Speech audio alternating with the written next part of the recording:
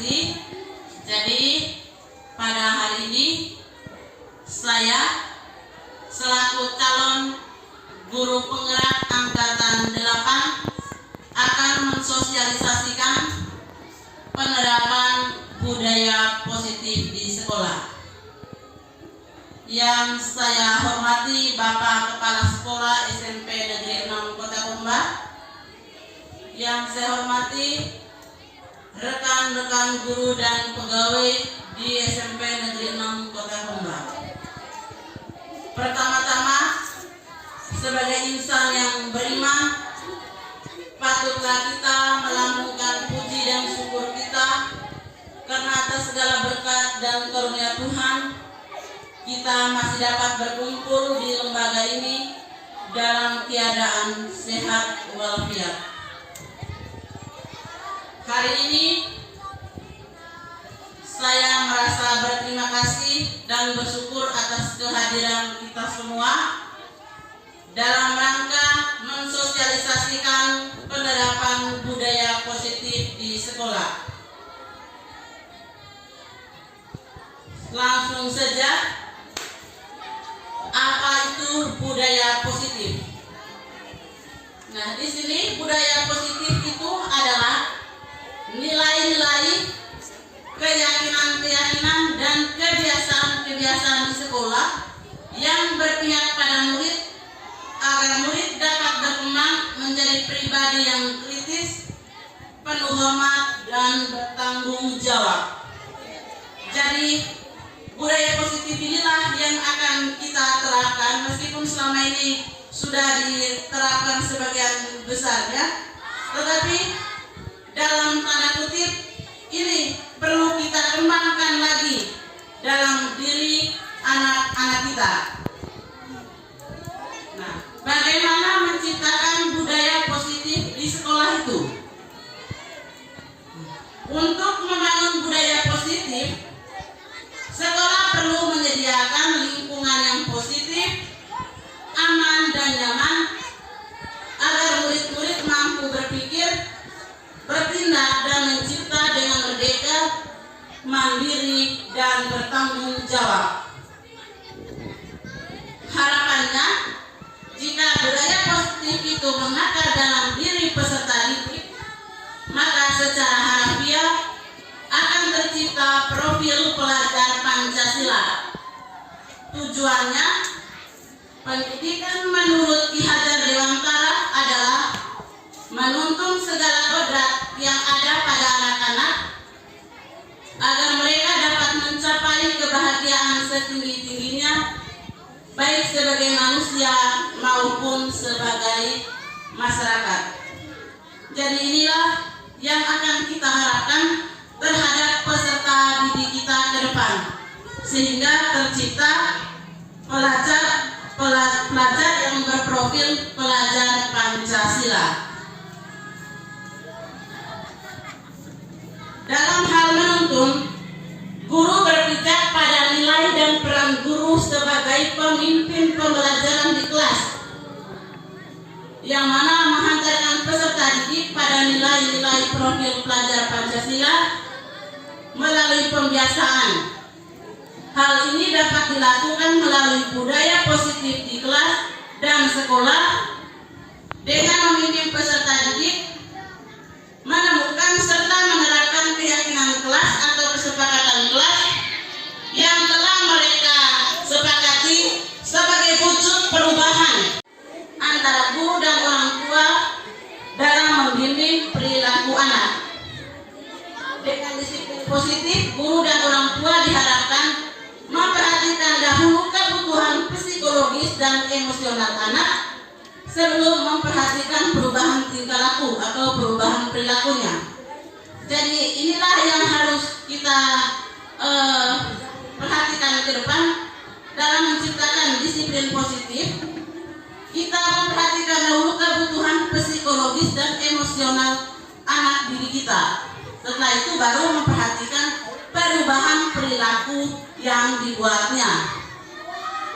Tujuan adanya disiplin positif itu adalah membantu anak mengembangkan rasa tanggung jawab untuk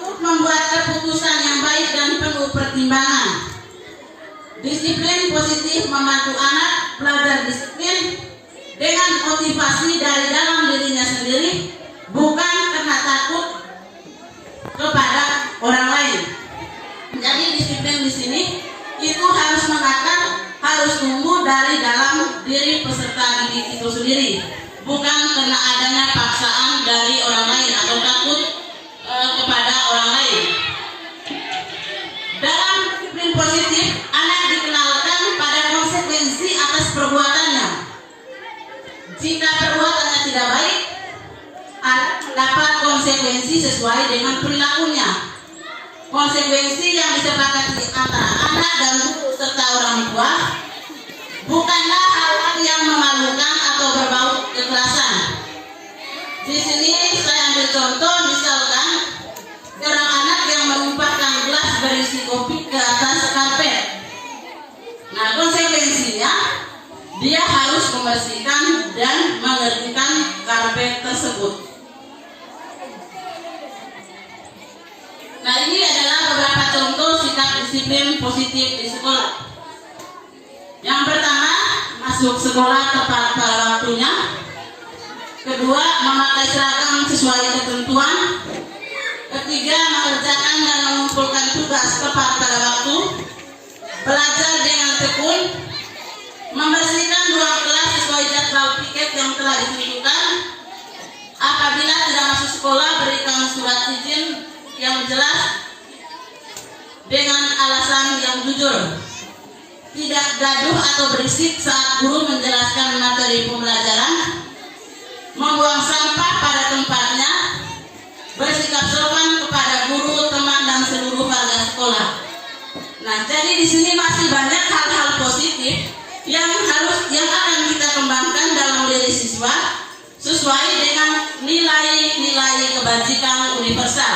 Nilai itu seperti mandiri, jujur, bergotong royong, saling menghormati, saling menghargai, tanggung jawab, dan lain sebagainya. Jadi itulah contoh sikap disiplin positif yang harus kita terapkan kepada anak didik kita. Yang berikut, motivasi perilaku manusia. Di sini motivasi perilaku manusia itu ada 3. Yang pertama, untuk menghindari ketidaknyamanan atau hukuman. Ini biasanya bersifat dari luar atau bersifat eksternal. Yang kedua, mendapatkan imbalan atau penghargaan dari orang lain. Ini juga berasal dari luar diri peserta didik itu sendiri atau eksternal. Dan yang ketiga, untuk menjadi orang-orang yang mereka inginkan dan menghargai diri sendiri dengan nilai-nilai yang mereka percaya. Nah, ini adalah motivasi yang datangnya dari dalam diri peserta didik itu sendiri. Yang pertama, untuk menghindari ketidaknyamanan atau hukuman. Ya, mungkin ini selama ini sudah kita alami bersama anak didik kita, di mana murid atau anak didik kita merasa takut melakukan sesuatu, takut mendapatkan hukuman dari kita. Jadi dia merasa bahwa untuk melakukan segala sesuatu itu takut dihukum. Berarti dia tidak memiliki rasa percaya diri atau motivasi internal dari dalam dirinya itu tidak ada. Untuk menghindari itu dia melakukan sesuatu karena adanya motivasi yang datangnya dari luar. Saya takut dihukum. Yang kedua, untuk mendapatkan imbalan atau penghargaan. Nah, di sini juga ada hal positifnya juga, ada hal negatif ketika guru memberikan imbalan atau penghargaan terhadap peserta didik kita. Jadi hal positifnya, ketika anak didik kita mendapat ranking atau juara di kelas atau hal-hal yang membuat dia merasa luar biasa, itu kita berikan imbalan atau penghargaan, membuat anak itu semakin percaya diri. Tetapi di sisi lain juga ada hal negatifnya. Ketika pada suatu saat anak tersebut kita tidak berikan imbalan atau penghargaan, maka anak tersebut merasa bahwa sepertinya usahanya itu tidak dihargai lagi oleh kita sebagai guru. Maka di sini timbullah bahwa rasa untuk berjuang itu mungkin akan semakin surut. Itu dari mendapatkan imbalan atau penghargaan. Jadi itu motivasinya juga berasal dari luar atau eksternal. Sedangkan yang ketiga, ini untuk menjadi orang-orang yang mereka inginkan dengan menghargai diri sendiri dan nilai-nilai yang mereka percaya. Nah, inilah yang kita harapkan terhadap anak didik kita, di mana mereka harus memiliki motivasi internal atau motivasi yang berasal dari dalam diri mereka dalam melakukan suatu kegiatan atau dalam proses pembelajaran.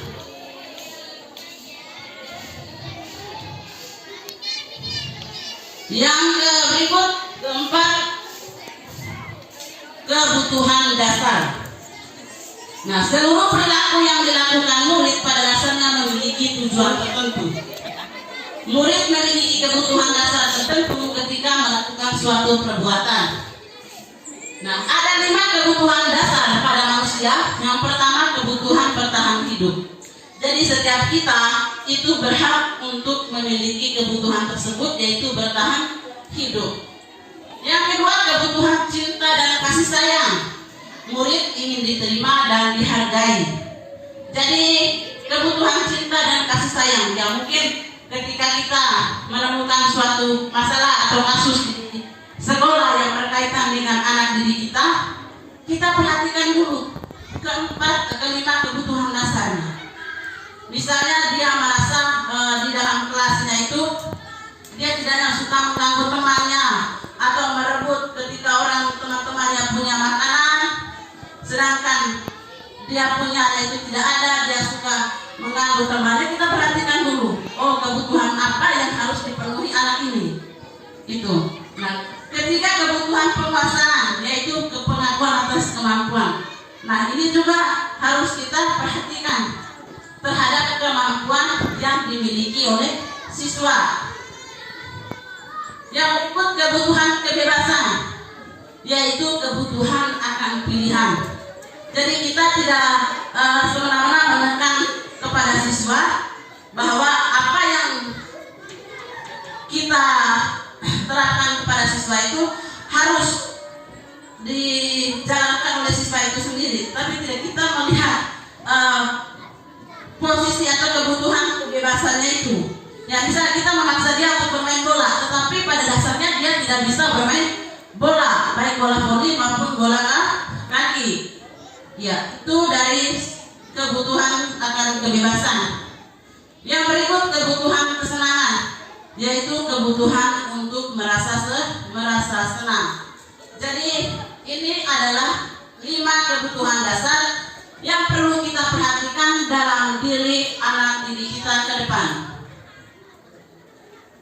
Yang kelima, posisi kontrol guru. Nah, di sini menurut Diane dosen terdapat 5 posisi kontrol guru. Yang pertama adalah posisi penghukum. Posisi ini ya mungkin dari setiap kita, saya juga merasa bahwa selama ini saya menjalankan posisi saya sebagai penghukum. Di mana pada posisi ini kita menghukum murid baik secara fisik maupun secara verbal dengan kata-kata. Ya, dengan suara yang sangat keras dan lancang terhadap peserta didik kita.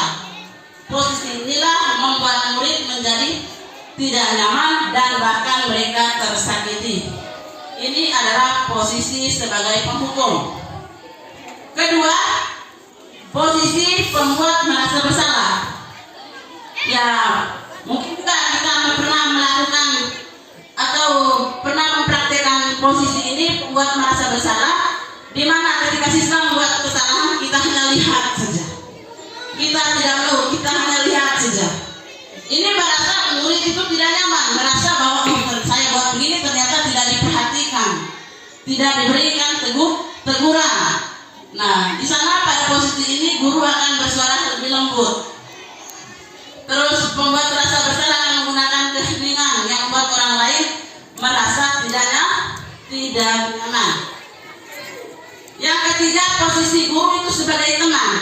Ini juga mungkin kita sudah jalankan posisi ini sebagai teman. Saya juga dalam posisi teman ini sudah saya jalankan selama ini posisi sebagai teman, di mana guru tidak akan menyakiti murid, namun akan tetap berupaya mengontrol murid melalui persuasi. Di sini posisi teman pada guru bisa negatif, bisa juga positif. Positifnya di sini berupa hubungan baik yang terjalin antara guru dengan murid.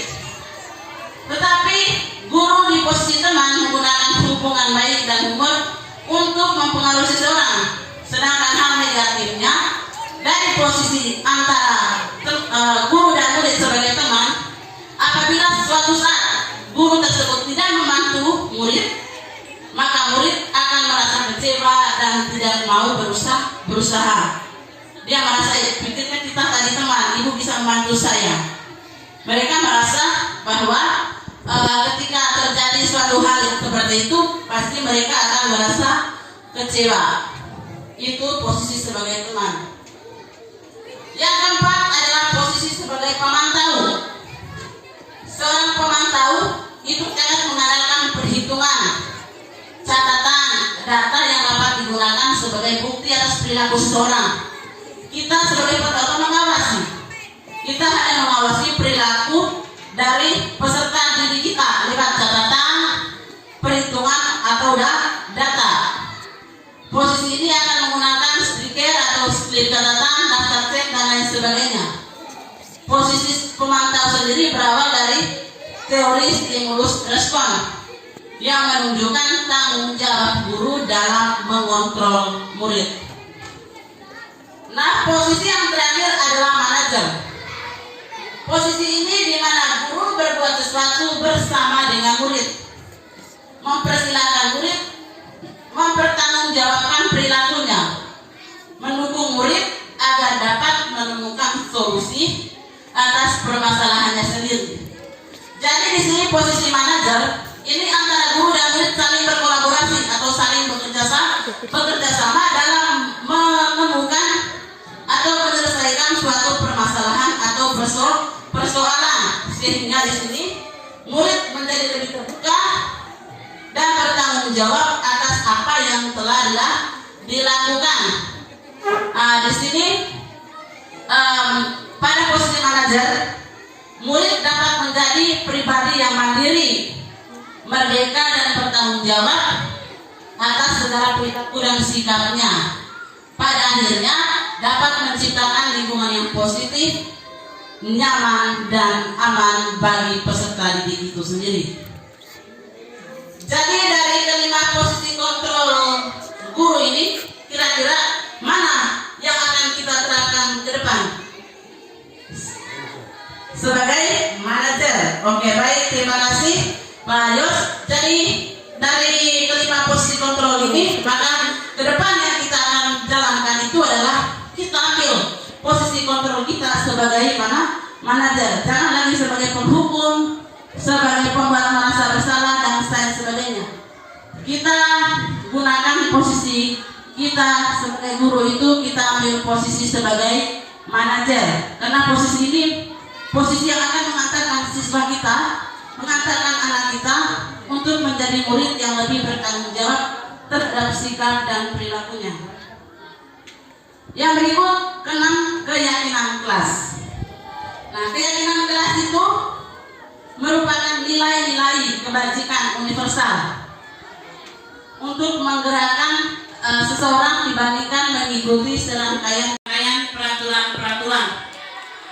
Jadi di sini untuk keyakinan kelas ini dia juga berpatokan pada nilai-nilai kebajikan universal. Nilai-nilai kebajikan ini ada profil pelajar Pancasila yang di dalamnya ada 6 dimensi.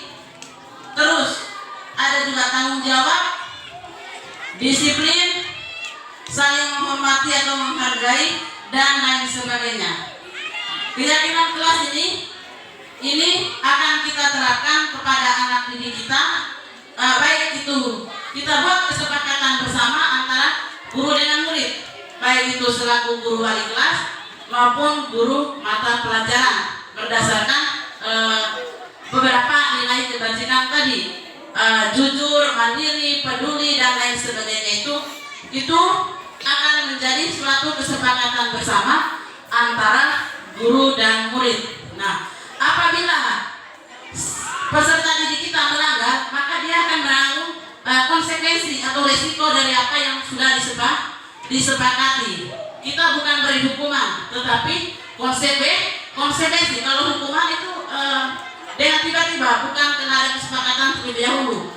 Tapi kalau konsekuensi itu adalah sudah dicanangkan sebelumnya, sudah diterapkan sebelumnya, hanya saja suatu saat mungkin siswa itu melanggar. Maka ketika keyakinan kelasnya itu dilanggar, maka siswa harus menanggung konsekuensinya.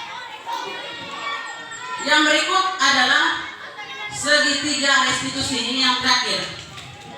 Nah, segitiga restitusi itu proses menciptakan kondisi bagi murid untuk memperbaiki kesalahan mereka sehingga bisa kembali ke kelompok mereka dengan karakter yang lebih kuat.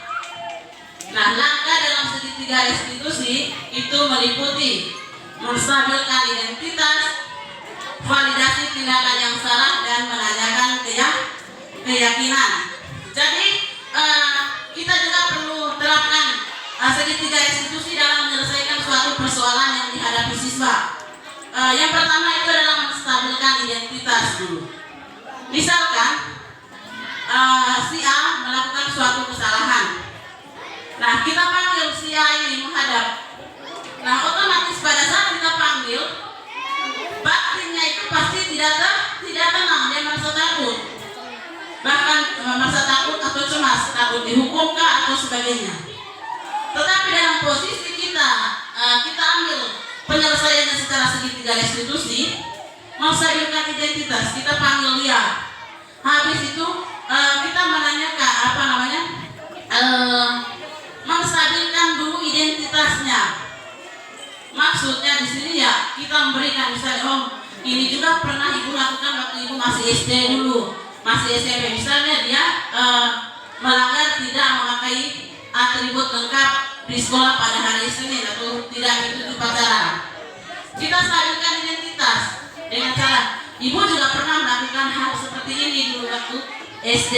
Jadi dia merasa bahwa ternyata bukan hanya saya yang melakukan hal seperti ini, ternyata ibu juga. Kita stabilkan dulu identitas sehingga setelah itu nanti dia menjadi lebih terbuka, lebih rileks dan santai dalam menjawab apa yang dalam menyelesaikan suatu persoalan. Yang kedua adalah validasi tindakan yang salah. Nah, validasi tindakan yang salah di sini ya kita menanyakan apa alasannya. Misalnya siswa terlambat, apa alasannya kamu terlambat? Itu adalah validasi tindakan yang salah. Nah, setelah itu menanyakan keyakinan. Sebelumnya kan kita sudah buat kesepakatan atau keyakinan kelas. Di sini menanyakan keyakinan. Ketika dia terlambat tadi, kita tanya, dia alasannya mungkin, Bu, saya bangun kesiangan sehingga menyebabkan saya terlambat datang sekolah. Nah, kita menanyakan keyakinan. Terlambat datang sekolah itu sesuai dengan kesepakatan kelas. Kamu langgar kesepakatan kelas yang mana yang telah kita sepakati bersama? Nah, tentunya di sini pasti dia akan menjawab adalah kesepakatan kelas disiplin. Ya, dalam hal ini adalah disiplin waktu. Jadi itu adalah menanyakan keyakinan. Itu untuk segitiga restitusi. Ya, di sini saya langsung tayangkan contoh penyelesaian masalah dengan segitiga restitusi.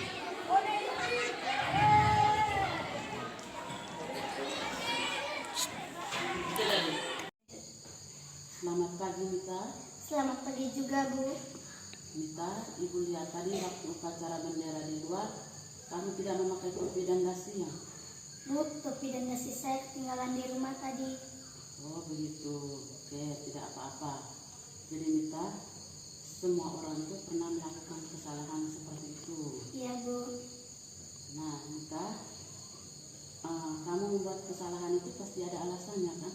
Iya, Bu. Tadi saya bangun kesiangan sehingga saya terburu-buru dan lupa untuk memakai topi dan dasi, Bu.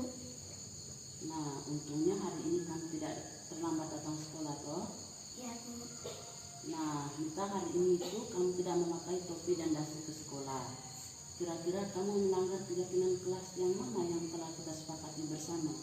Disiplin, Bu. Menurut kamu, disiplin itu penting tidak untuk kamu? Penting, Bu. Nah, jadi tindakan apa kira-kira yang akan kamu lakukan ke depannya? Saya berjanji untuk berubah, Bu. Saya akan bangun lebih cepat lagi.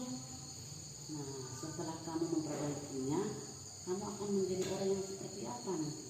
Saya akan menjadi orang yang bertanggung jawab, mandiri, dan disiplin, Bu.